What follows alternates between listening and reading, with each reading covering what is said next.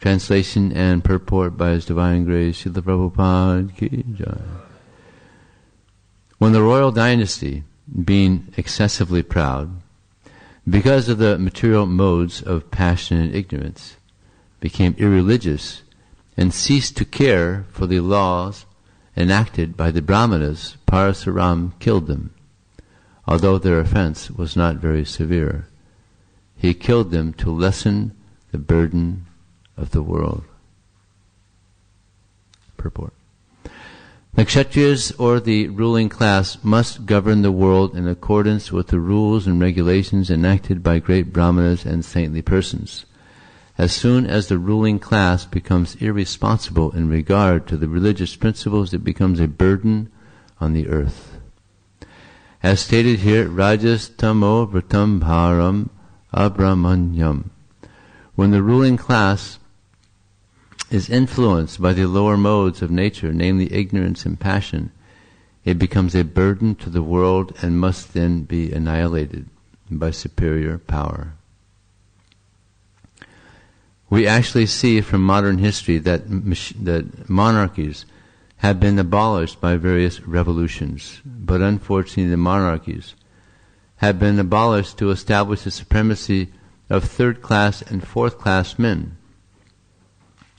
Although monarchies overpowered by the modes of passion and ignorance have been abolished in the world, the inhabitants of the world are still unhappy. For although the qualities of the former monarchs were degraded by taints of ignorance, these monarchs have been replaced by men of the mercantile and working class, whose qualities are even more degraded. When the government is actually guided by brahmanas or God-conscious men, then there can be real happiness for the people. Therefore, in previous times, when the ruling class was degraded to the modes of passion and ignorance, the brahmanas, headed by such a kshatriya spirited brahmana as Parasuram, killed them 21 times. In Kali Yuga, as stated in Srimad Bhagavatam 12.2.13, Dasyu Prayisu Rajusu, the ruling class, the Rajanya, will be no better than plunderers, Dasyus, because the third class and fourth class men will monopolize the affairs of the government. Ignoring the religious principles and Brahminical rules and regulations, they will certainly try to plunder the riches of the citizens without consideration. As stated elsewhere in the Srimad Bhagavatam, Ansang Krita Kriyahina Rajasa Tamashavrata Prajaste Bhaksayis Yanti Malecha Rajanya Rupina. Being unpurified, neglecting to discharge human duties properly, and being influenced by the modes of passion, rajas, and ignorance, tamas, unclean people, malechas, posing as members of the government, Rajanya, Rupina, will swallow the citizens. Prajaste Bhaksayisyanti. And in still another place, in the Srimad Bhagavatam 12.2, 7, and 8 says, Evam prajabhir dushtabhir akyane kshiti mandale brahmavit kshatra sudhanam yo bhali bhavata nrapa prajahi lubdhai rajanyar nirgraner dasyu dharmabi achina dhara dravina yasyanti angirikhananam. Human society is naturally grouped into four divisions, as stated in the Bhagavad Gita, Chatur Vranyam Maya Shristam Guna Karma Bhagasa. But if this system is neglected and the qualities and divisions of society are not considered, the result will be Brahmavit Kshatra Sudranam Yo Bhali Bhavitandrapa. The so-called caste system of Brahmana, Kshatriya, Vaishya, and Sudra will be meaningless. As a result, whoever somehow or other becomes powerful will be the king or president, and thus the prajas or citizens will be so harassed that they will give up hearth and home and will go to the forest, yasyanti giri karanam, to escape harassment by government officials who have no mercy and are addicted to the ways of plunderers. Therefore the prajas, or the people in general, they must take to the Krishna consciousness movement, the Hare Krishna movement, which is the sound incarnation of the Supreme Personality of Godhead. Kali Kali Name Rupa Krishna Avatar. Krishna, the Supreme Personality of Godhead, has now appeared as an incarnation by his holy name. Therefore, when the prajas become Krishna conscious, they can then expect a good government and good society, a perfect life, and liberation from the bondage of material existence. Om Jnanatamarandasya Gyaranjana Salakaya Chakshurim Militam Jena Tasmai Sri Gurave Nama Mukham Kroti Vachalang Pangunlang Hayate Gurim Yat Kripataraham Vande Shigaram Dinataranam Vanchakalpatubhyascha Kripa Sindhubhye Vicha Patitanam Pavanebhyo Vaishnavebhyo Namo Namah. Jaya Shri Krishna Chaitanya Prabhu Nityananda Shri Advaita Gadadhar Sivasri Gaur Bhaktivinoda. Hare Krishna, Krishna Krishna, Hare Hare, Hare Rama, Rama Rama, Hare Hare. We're seeing from this pastime that sometimes it's found that the Kshatriyas, they would not do their duty. And sometimes the Brahmanas would be upset about this because the Brahmanas were actually the real heads of society. And the Kshatriyas, they would take guidance from the Brahmanas. Even now in some places, there's a council, there's like a president or prime minister, and there's counselors. So it's kind of a perverted reflection, but these counselors aren't real. They're not representatives of God, so therefore they don't do much help for society. But these Brahmanas in the past, they were actually connected to Krishna. They weren't just Brahmanas, they were Vaishnavas. And they knew the desire of Krishna. So at some point in certain areas, they stopped taking guidance. Just like this, remember, King Vena, he was so, he became so arrogant.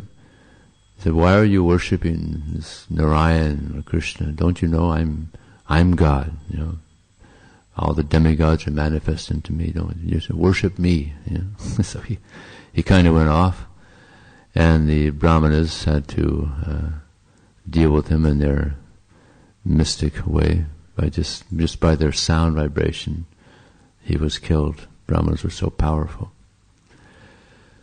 So the Kshatriyas, they were misusing their power, and therefore Parashuram came to deal with them appropriately. And unfortunately, the Brahmanas also, they began to misuse their power, and now we have, you know, a total mess where there's no guidance, no proper guidance. So it's very unfortunate. Previously, the Brahmanas, they would give guidance to the Kshatriyas, but now there's practically Kalo Sudra Sambhava. Now everybody's in Kali Yuga, everybody's born a Shudra. Even Prabhupada said that demons take birth in Brahmin families. You know, and we saw that happened with, we saw very clearly that Srila Bhaktisiddhanta Saraswati Thakur, he was doing the Sankirtan Yajna in Vrindavan. He was having a yatra. So many, I don't know, I think there was a couple thousand devotees or something. Big. But the Brahmanas there, they didn't appreciate that he was initiating people that weren't born in Brahmana families. So they didn't allow them to go into the temples, and they were even throwing rocks at the Harinam, so-called Brahmanas. Yeah. Demoniac. Leaders of temples, so-called spiritual leaders, throwing rocks at the Harinam. I mean, we don't even see that here in London, yeah. Yeah, so it became quite degraded. And now, of course, the Westerners aren't allowed in certain temples because they're not born in Brahmin families, so it's still a little unusual. But there's a statement in the Chaitanya Charitamrita, Suchihoy, Muchihoy, Yadi Krishna Jaje, Muchihoy, Suchihoy Yadi Krishna Bhaje, that one may be born into a very nice Pakka Brahman family, but if he's not a devotee of Krishna, then he's Muchi. He's not clean. And someone may be born into a very Muchi family, Malecha, Yavana, meat-eating family. But if they become a devotee of Krishna, then they become Suchi. They become clean by the power of Krishna. Krishna is so pure. It's described that there's two types of purity. In the nectar devotion, there's two types of purity. One purity is where one is so pure that anyone comes in contact with him also becomes pure. So that's Krishna to an unlimited degree. Anybody that comes in contact with Krishna, through his name, as it's stated here, Kali Kale Nama Rupe Krishna Avatar. This is the incarnation for this age. Sometimes people ask, it's Yada Yada Hidharmasya, the statement is there. Krishna says, whenever there's a predominant rise of religion and a decline in religious practice, at that time I descend. So this is pretty degraded right now. Maybe Krishna can come. But he has, in the form of the name. And people are getting purified by this chanting the names of Krishna, taking Krishna prasadam, associating with Krishna's devotees. Srila Prabhupada, he says in one purport that the pure devotee, he does not have a material body because of his being surcharged with the current of Krishna's identical interest. So Prabhupada's connected with the internal energy. So anybody that comes in contact with him also becomes connected. Yeah. More or less. Yeah. Some more, some less. So, therefore we're distributing these books so that people can get some connection to Krishna, to Srila Prabhupada. In a purport, Prabhupada says that a gold ring is very beautiful, very nice. You put a diamond in a gold ring and they complement each other. Very beautiful. So the Krishna is compared to the diamond and the pure devotee is compared to the gold. So very nice combination. So we're distributing gold and diamonds, very valuable. And people are benefiting by this book distribution. We can't go to the Prime Minister here in England and give him instruction on how to run society. We can't go to President Obama and ask him, although Radhanath Swami, I heard he's getting a little close. And the Prime Minister in India, what's his name? Modi. I heard that he's taken some guidance from some ISKCON devotee. No, somebody else.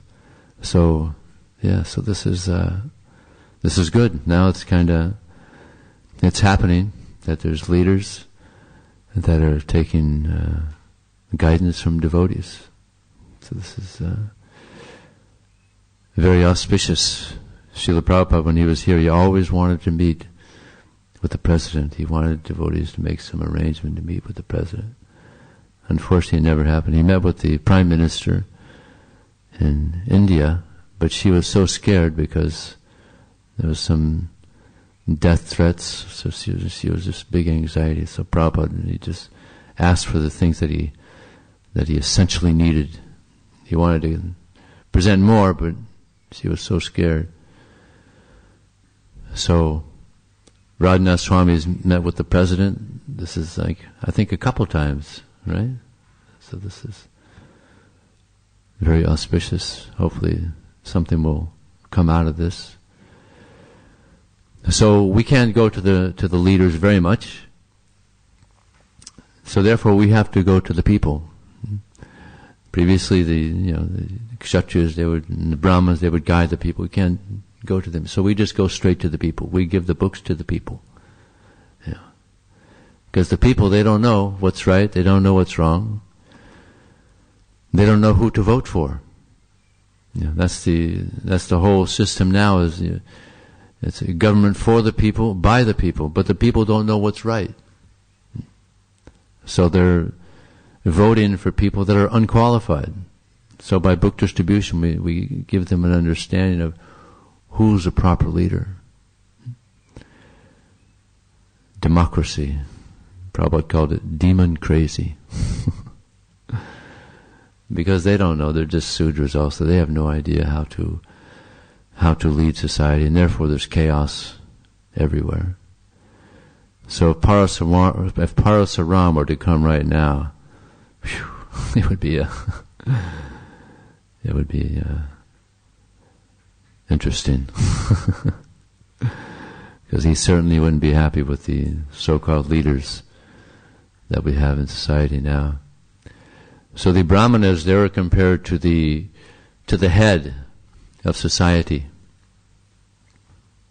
And the Kshatriyas, they're the arms. And the Vaishyas, they were the belly, and the Sudras, the legs. So now, practically there's no Brahmanas, there's no head. Prabhupada, he flew in, I think it was here in London, and one reporter was there, doing a report. So he asked Prabhupada, so why have you come? And Prabhupada said, I've come to give you a brain. There's no brain in society. So that was his purpose in traveling all over the world, to give people a brain. They don't know what's right, they don't know what's wrong. So it's a headless society. And many times Prabhupada would say this. It's a headless society. So we're trying to put a head in society. So no head, no Kshatriyas either. There's practically no Kshatriya. Real Kshatriya will establish religious principles. They were called Rajarsis, not just Rajas, not just kings. They were saintly kings. So they would take guidance from the Brahmanas, and they were saints themselves. Even there was one king. We have these different types of devotional service: Shravanam, Kirtanam, Vishnu, Smaranam, Padasevanam, Archanam, Vandanam, Dasyam, Sakyam, Atmanivedam. And there's one person, one devotee that's expert at each of these. Shravanam, who was Shravanam? Hearing, who was the best at hearing? Parikshit Maharaj. Kirtanam, Sukadev Goswami. Smaranam, remembering. Prahlad, Shravanam, Kirtanam, Smaranam, Pada Sevanam, worshipping the lotus feet, Lakshmi. Archanam, offering or worshipping the Lord. Pritamar, Vandanam, offering prayers. Akrura, which is amazing because he really offended the gopis. He really upset the gopis. And then Atmanivedam, Sakyam, friend. Arjuna, Atmanivedam, Bali Maharaj. And who was the one that was expert at all of them? Ambarish Maharaj. That's right. A king. He was a real, we just can't even come close to understanding how great a devotee this person must have been, because he was expert at all 9 of them. And I was in Croatia recently. I said, so who was it that was best at all 9 of them? And he said, Prabhupada. It's a good one. Good point. Because I'm sure he was in that category, so expert. So he was a real Rajarsi, saintly king.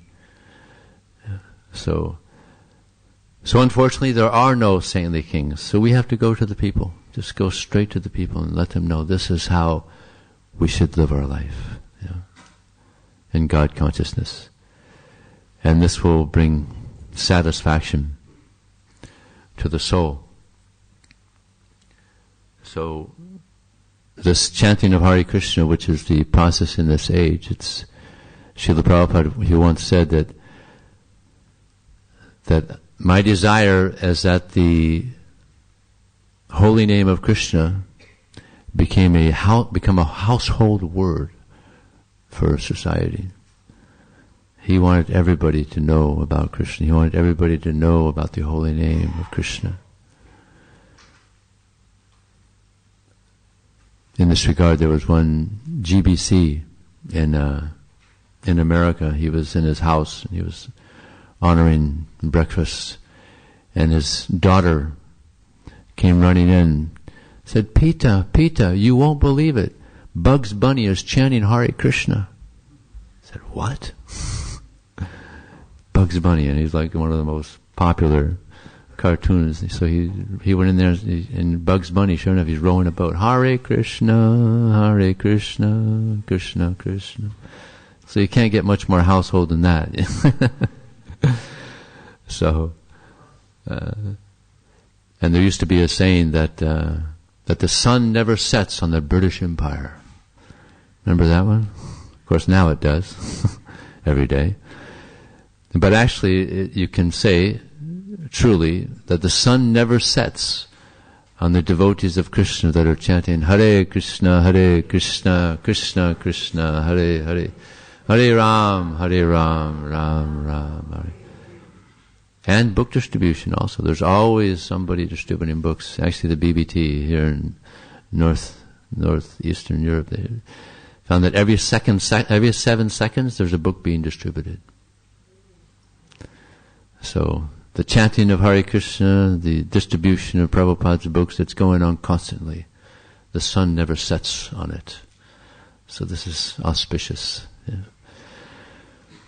So of course we want to increase this hearing about Krishna, hearing the names of Krishna, hearing the philosophy of Krishna, so that people can get purified. And then they can know who to vote for. Srila Prabhupada, he had some devotees that were in politics. In Australia, there was one devotee who was campaigning to be the Prime Minister of Australia. He didn't get many votes. But Prabhupada said, whoever did vote it, they get benefit for that. So, and he used to cite how there was the one leader in the government in America. He spoke to the cabinet that if we don't do something about these Hare Krishnas, they're going to be in our government. Because there was the Hare Krishna explosion back in the 70s. We were growing like anything. It's like one devotee was given a class at a university in Colorado. And he asked the students, so how many Hare Krishnas do you think there are here in Denver? And one person said, 40,000. And another person said, no, 60,000. Another person said a little more real, said 30,000. And the devotee didn't tell him how many there were, but there was about 30 devotees.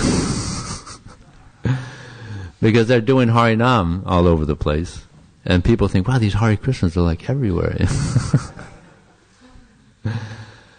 So Prabhupada wanted the devotees to get into politics so that they could expand. Of course, Then it ended up taking so much energy that the devotees they had to be taken off the Sankirtan, and so he just stopped the whole thing. He was just taking too much energy. But this is something that he wanted. So Parasuram, he came to kill these Kshatriyas who had misused their power. And then later, Lord Chaitanya came, another incarnation of Krishna. Now, he didn't kill anybody. He almost did. He almost killed Jagai and Madai because of their offense to Lord Nityananda.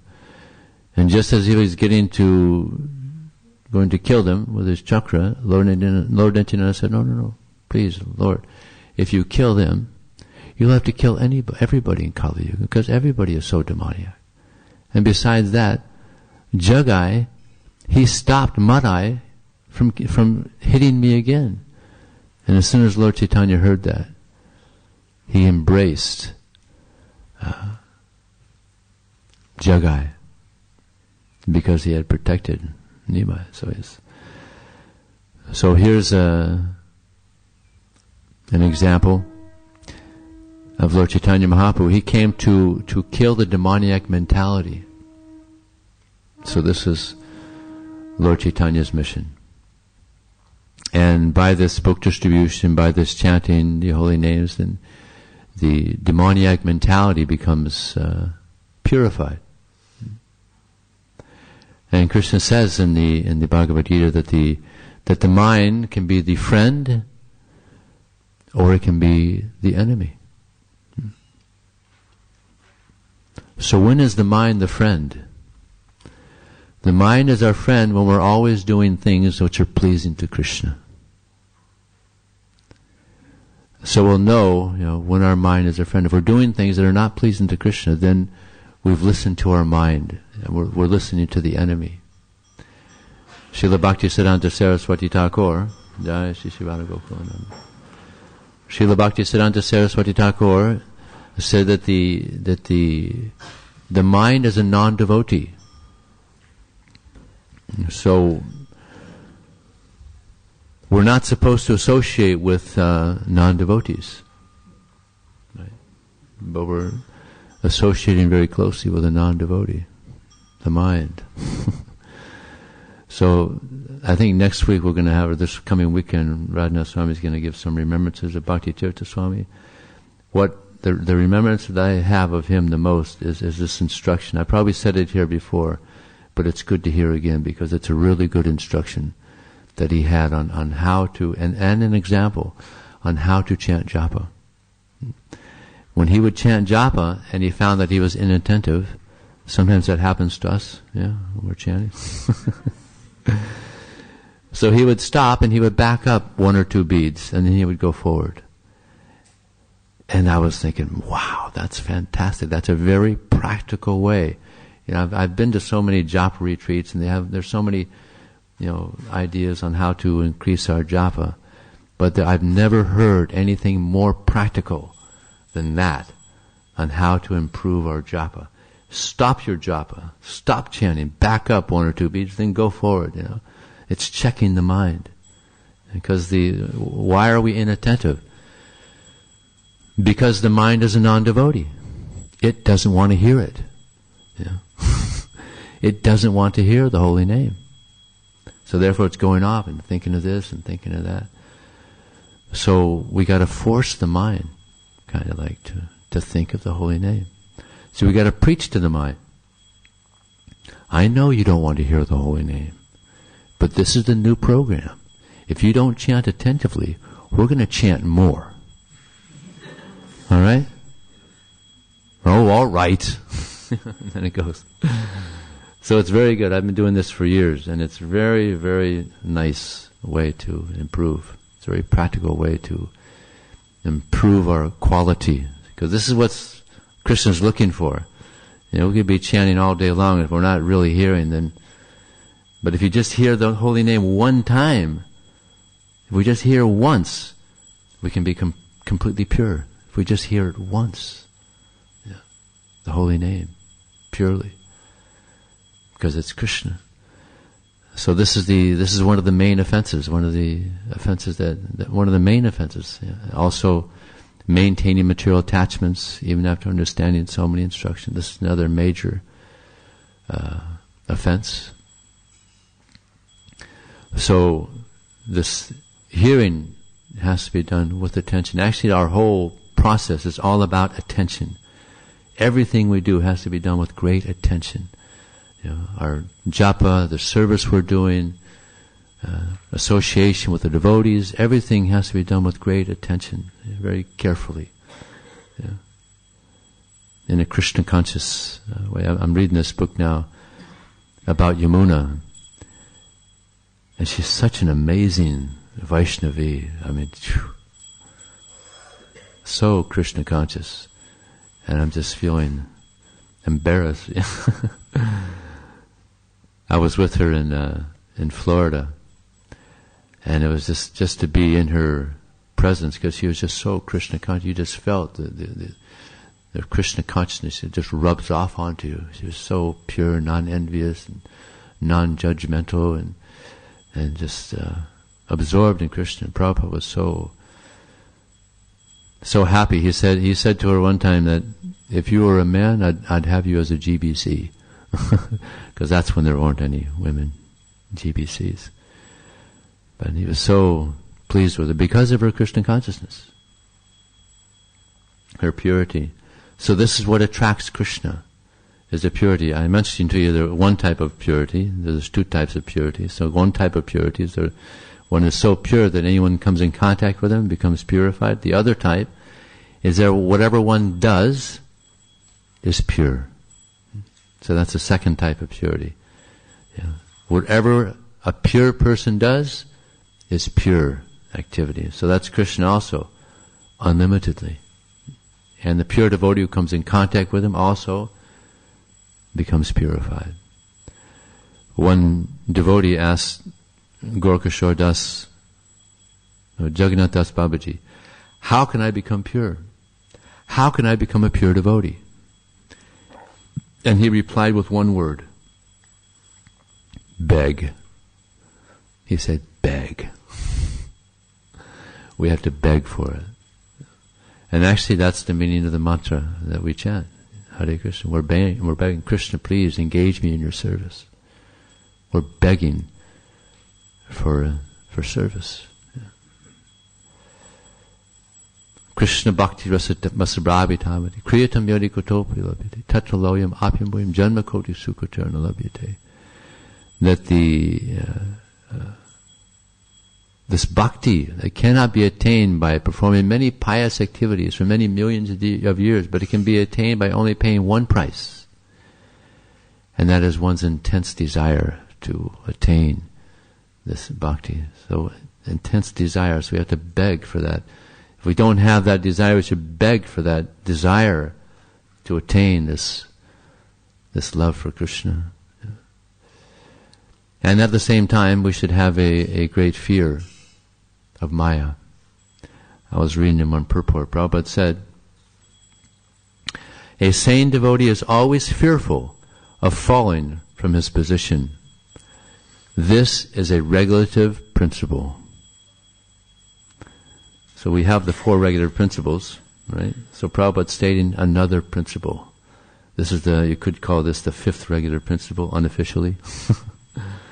We should have a great fear of Maya.